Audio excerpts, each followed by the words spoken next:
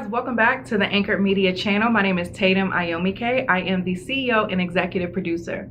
Make sure that you like, subscribe, hit that notification bell so you don't miss when we post another video. In today's video, I'm going to be talking to you guys about how to choose a podcast name. A podcast name is your first impression when it comes to potential listeners, and it's such an important opportunity for you to make sure that people are giving your show a chance.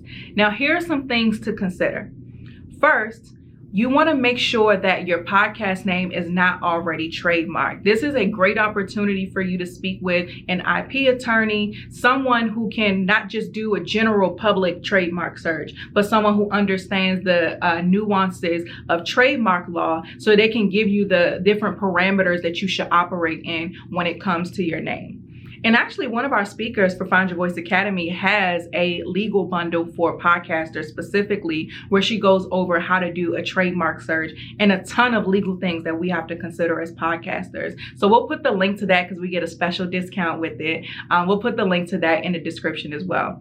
But you want to make sure that you're not infringing upon anyone else's trademark when it comes to your name, because then you're going to have to change it. And that just makes things that much harder later down the road. So if you want to go ahead and avoid that altogether and really set yourself up for success from day one, that is something that you need to consider.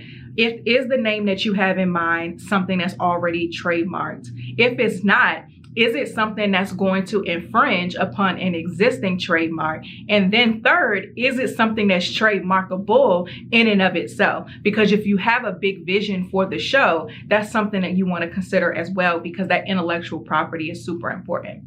The next thing to consider with your podcast name is, does the name actually describe what the show is about?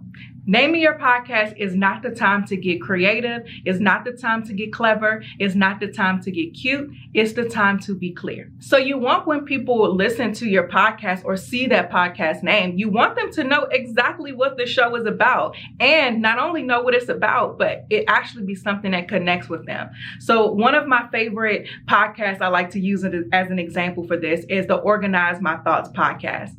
Tell me if when you hear that, you know what the podcast is about. Tell me in the comments, yes or no. It is super clear. And not only that, but if you're someone whose thoughts are disorganized, not only do you know what the show is about, but you know that this show is for you. So that's the space that your show's name needs to live in. When it comes to my show, Blessed and Bossed Up, we obviously know that there's a business implication there because of the bossed up aspect, and the show is in the business category. But when you add blessed on top of that, that triggers something within my audience who are Christian women to say, hold on now, this is about business and my faith is included in that. So let me see what she's talking about on this platform as a believer who is also interested in entrepreneurship. So it's very clear as to who I'm speaking to and what the show is about. So the same thing for you. How can your name be clear?